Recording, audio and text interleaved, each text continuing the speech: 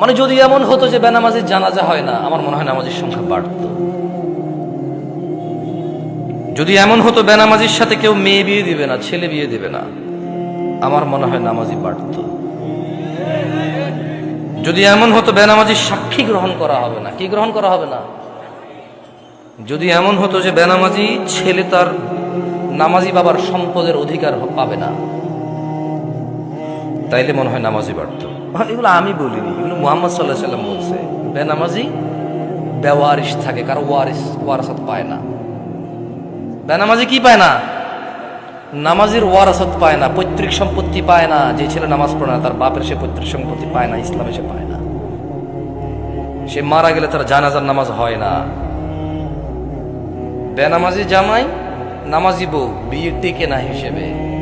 বাইনাল আবদি ওয়া বাইনাশ শিরকি ওয়াল কুফর তারকুস সালাহ।